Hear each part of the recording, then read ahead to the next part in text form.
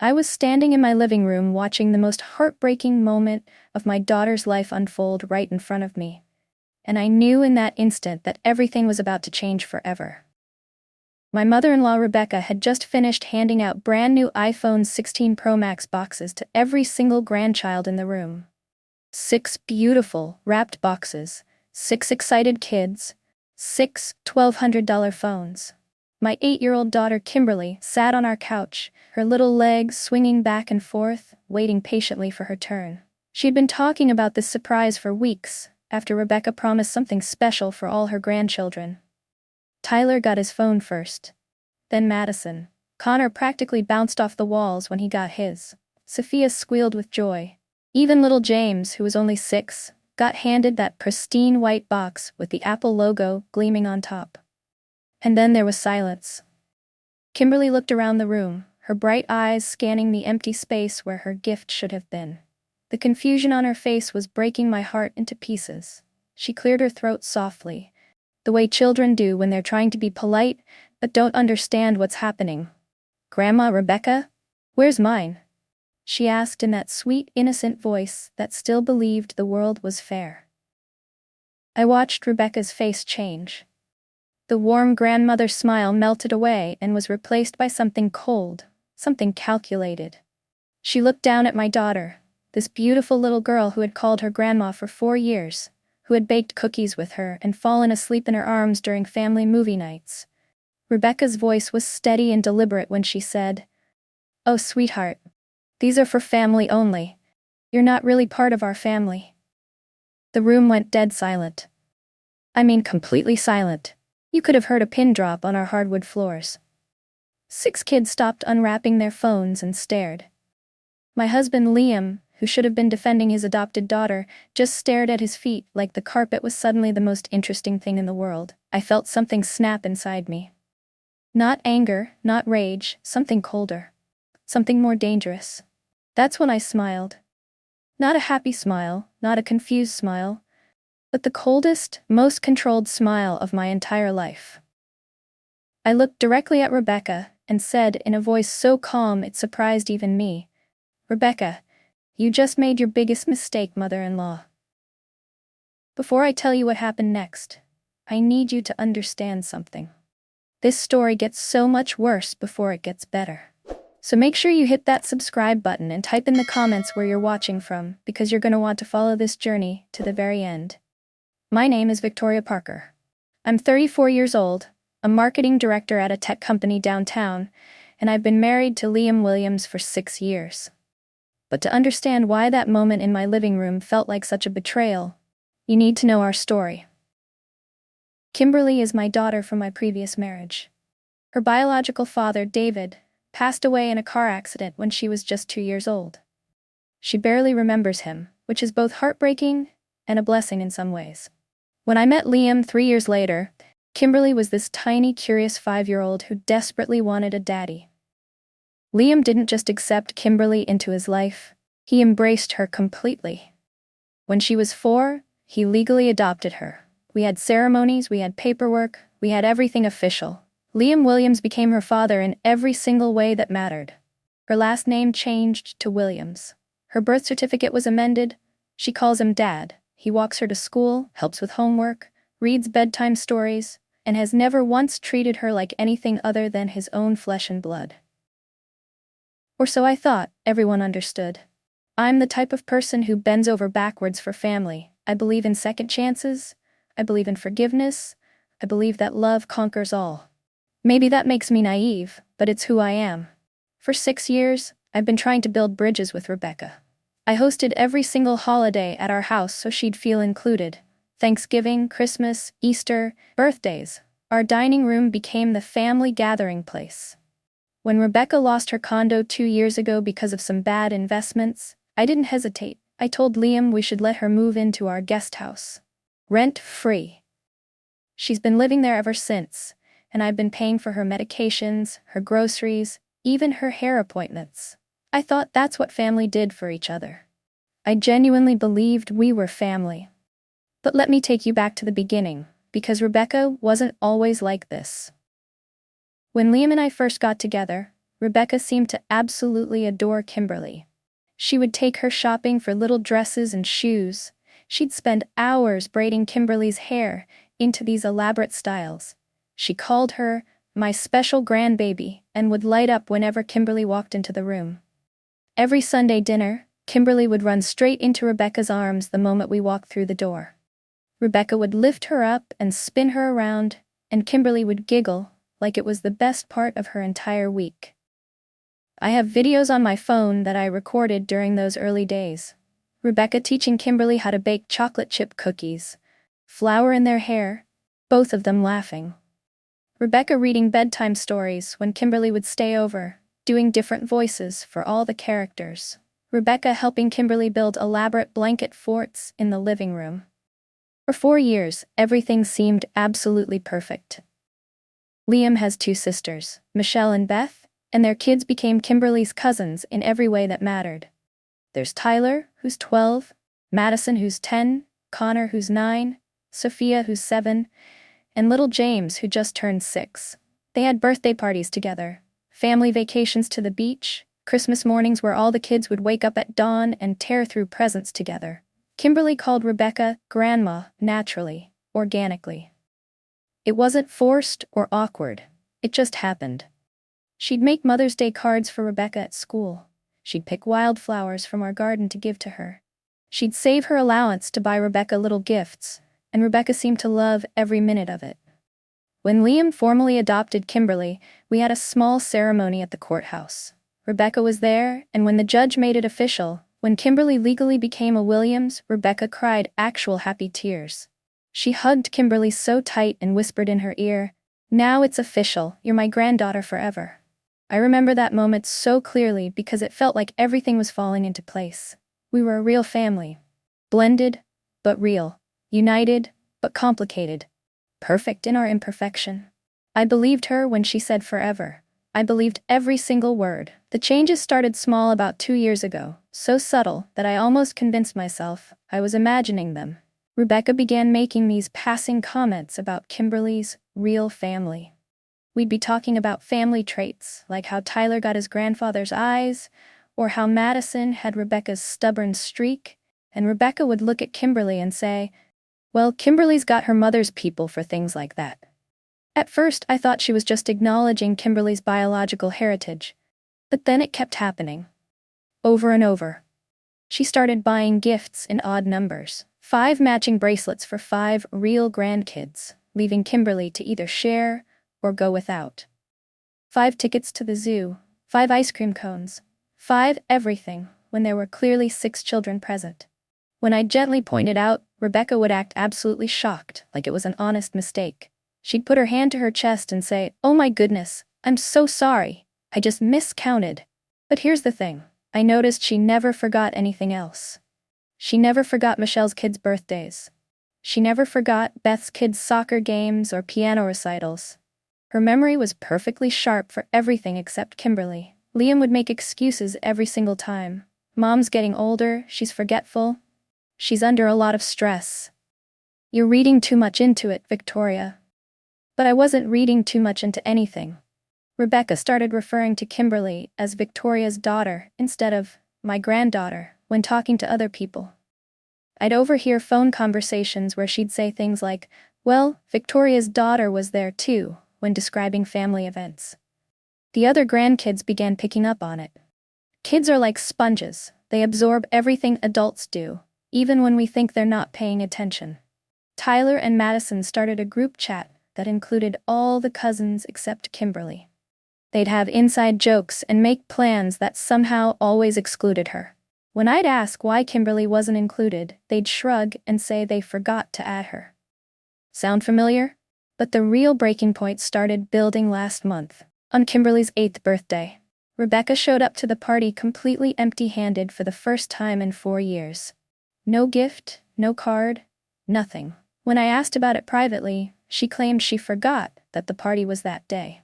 But just the week before, she had shown up to Tyler's birthday with this elaborate Lego set that must have cost $200, perfectly wrapped with a bow and everything. Kimberly noticed. Of course, she noticed. That night, After all the guests had gone home and the birthday decorations were cleaned up, she came to my bedroom. She crawled under the covers next to me and asked in this tiny, heartbroken voice, "Mom, why doesn't Grandma Rebecca love me anymore?" I made excuses. I blamed stress, I blamed Rebecca's age, I promised Kimberly that it would get better. But deep down, I knew it wasn't getting better. It was getting worse. Rebecca started making comments about Kimberly's appearance, her grades, her interests, always comparing her unfavorably to the real grandkids. She'd say things like, "Madison is so naturally athletic, isn't she?" Right after Kimberly had struck out at softball. Or, "Tyler is such a bright boy," when Kimberly brought home a B+ on a test she'd worked really hard on. She'd praise the other kids' achievements loudly and enthusiastically when Kimberly was in the room, then go completely silent when Kimberly shared her own accomplishments.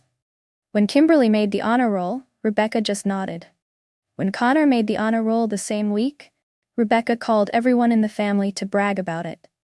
Every time I brought this up to Liam, he kept saying I was overreacting. He said his mom was just old-fashioned and needed more time to adjust. Time to adjust to what?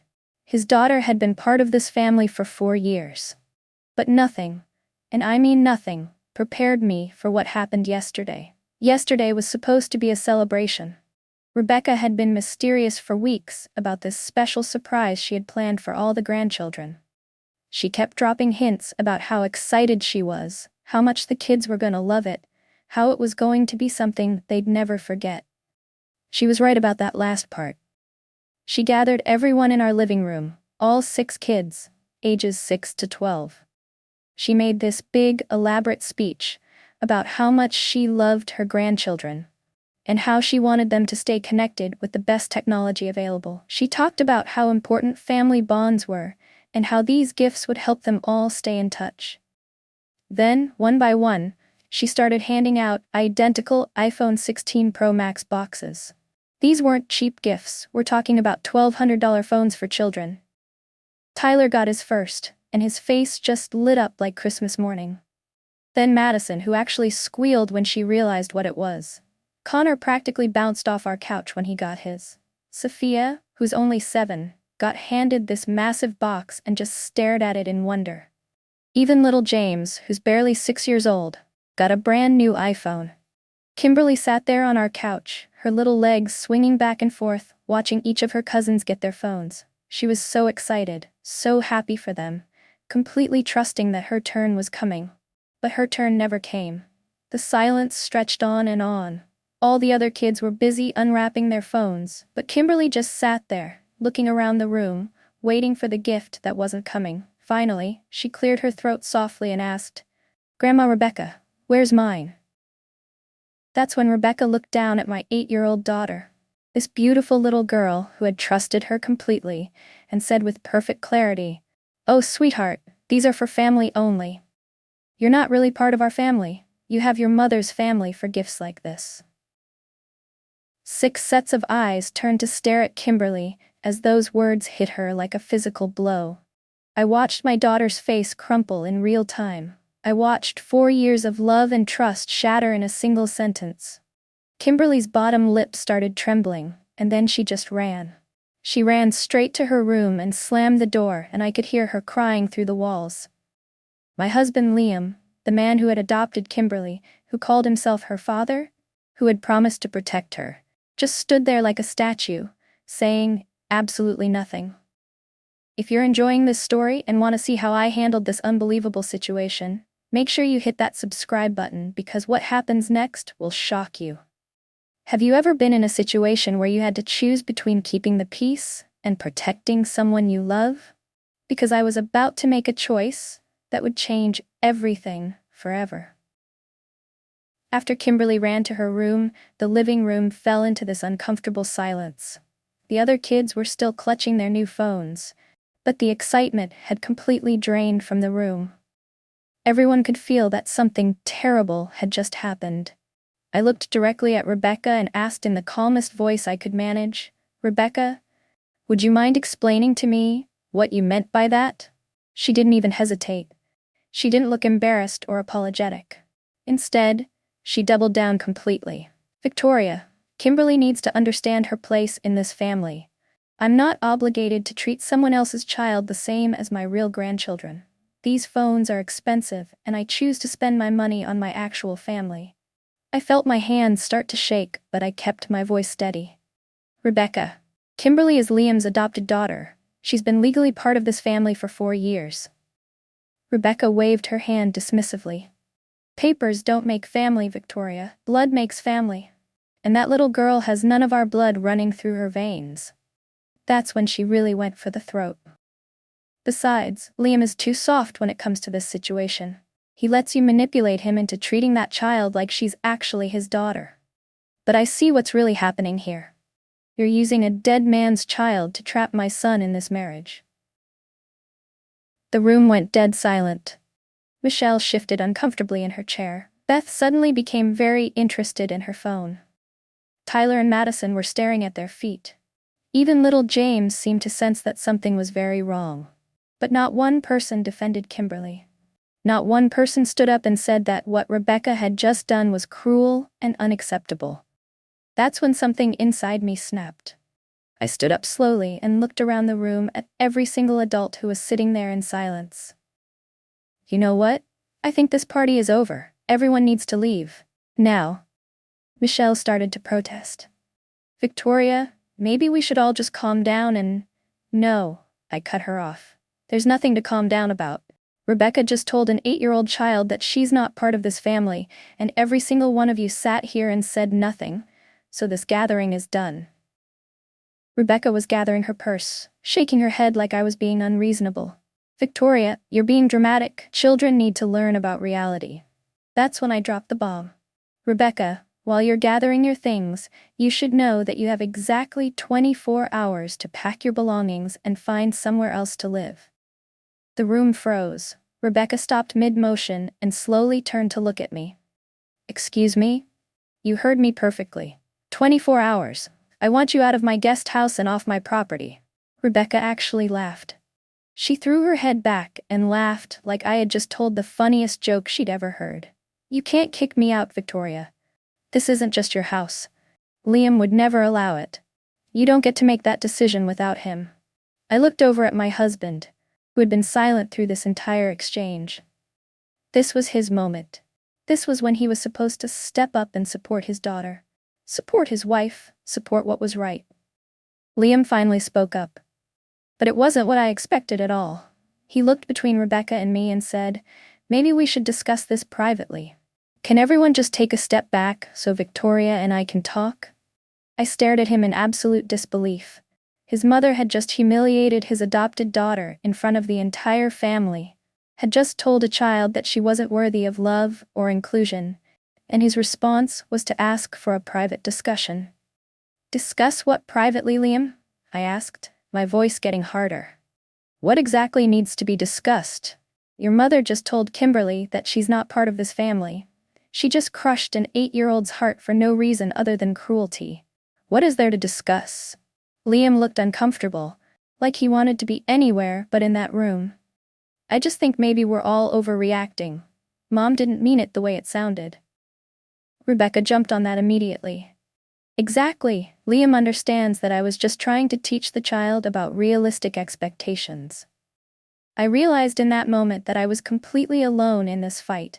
My husband wasn't going to defend his daughter. His family wasn't going to speak up for what was right. I was the only person in that room who was willing to protect Kimberly. There's nothing to discuss, Liam, I said, my voice deadly calm. Rebecca, 24 hours. I meant every word. Rebecca looked at Liam expectantly, waiting for him to overrule me, waiting for him to put me in my place. But I wasn't done talking. And just so we're all clear, this isn't a negotiation. This is my house too, and I have every legal right to decide who lives in our guest house. Rebecca, you've shown me exactly who you are today, and I believe you, so you have until tomorrow at this exact time to be gone. The look of shock on Rebecca's face was almost worth the entire nightmare we just lived through, almost. Rebecca called my bluff and didn't pack a single thing. I woke up the next morning and looked out my kitchen window to see her guest house exactly as it had been the day before. Her car was still in the driveway. Her porch light was still on. She was acting like nothing had happened, like I hadn't meant what I said. But what Rebecca didn't realize was that I had spent the entire night making phone calls of my own. She spent that night calling every family member she could think of, trying to rally support for her side of the story. I could hear her voice carrying across the yard, painting me as the villain who was breaking up the family over a simple misunderstanding. She told Michelle I was being unreasonable. She told Beth I was trying to turn Liam against his own mother. She told anyone who would listen that I was using Kimberly to manipulate the entire family. But here's what Rebecca didn't know. I had already made my decision about more than just her living situation. While she was busy playing the victim on the phone, I was researching tenant laws, printing documents, and making very different kinds of calls. I contacted a lawyer. I contacted the local police department. I contacted a notary public. Because when I give someone 24 hours, I mean exactly 24 hours. At 7:30 p.m. the next evening, exactly 24 hours after I had given Rebecca her ultimatum, I walked across my backyard to the guest house. I wasn't alone. I knocked on Rebecca's door with an official eviction notice in my hand that had been properly notarized. And standing right beside me was Officer Martinez from our local police department. Rebecca opened the door with this smug smile on her face, clearly expecting me to back down or apologize. The smile disappeared the moment she saw the officer. "Rebecca Williams," Officer Martinez said in his official voice, "I'm here to explain your legal obligation to vacate this property immediately. You've been given proper notice, and your time is up." I watched all the color drain from Rebecca's face as the reality of the situation hit her. She looked at me, then at the officer, then back at me. "You can't be serious," she whispered. "I've never been more serious about anything in my life," I replied. Officer Martinez was incredibly professional, as he explained that she had no legal right to remain on our property without our permission, and that if she refused to leave voluntarily, she could be arrested for trespassing. For the first time since I'd known her, Rebecca was completely speechless. I stood there and watched as she finally started packing her bags. Suitcase after suitcase, box after box. All the belongings she had accumulated during her 2 years of living rent-free in my guest house. As she was loading her car, I noticed movement in one of our upstairs windows. Kimberly was standing there, watching everything unfold. She had been so quiet since the iPhone incident, barely speaking, barely eating. My heart broke seeing her little face pressed against the glass. After Rebecca's car finally pulled out of our driveway for the last time, I went upstairs to Kimberly's room. She was sitting on her bed, just staring out the window. I sat down next to her and put my arm around her small shoulders. That's when I told her something I should have said months ago. Something I should have said the very first time Rebecca made her feel less than. "Kimberly, I need you to listen to me very carefully. You are my daughter, completely and forever. Not because of paperwork, not because of adoption certificates, but because I choose you every single day. And anyone who can't see how amazing and worthy of love you are doesn't deserve a place in our lives." She looked up at me with those big, beautiful eyes and asked, "What about Dad? Is he going to choose Grandma Rebecca over us?" That question gutted me because honestly, I wasn't sure what Liam was going to choose. Rebecca moved in with Michelle the next day. The family WhatsApp group that I had been part of for 6 years suddenly went quiet. No more Sunday dinner invitations. No more family vacation planning. No more group photos, and you know what? I was perfectly fine with that. Liam is in counseling now, trying to understand how he failed both Kimberly and me. He's starting to realize that staying silent when someone attacks your child isn't keeping the peace. It's choosing the wrong side. We have a long road ahead of us, but at least we're finally on it. Kimberly still doesn't have an iPhone 16 Pro Max. But she has something so much more important than any expensive gift. She has the absolute certainty that her mother will always fight for her. She knows that family isn't about blood or expensive gifts. It's about unconditional love and protection and showing up when it matters most. Some people have asked me if I regret how I handled the situation. They say I should have tried to work it out, that I should have given Rebecca another chance, that I broke up the family over a misunderstanding. But here's the thing. It wasn't a misunderstanding. It was Rebecca showing me exactly who she really was. And when someone shows you who they are, believe them the first time. Some bridges aren't worth rebuilding, especially when crossing them means sacrificing your child's sense of worth and belonging. Kimberly is thriving now. She's back to her happy, confident self. She knows she's loved completely and unconditionally. And that's worth more than any relationship with people who would treat a child as disposable. If this story resonated with you, if you believe that protecting our children should always come first, then hit that subscribe button. I share more stories about standing up for what's right, even when it's hard. If you enjoyed this story, subscribe, and share with others so they can learn too. See you in our next video.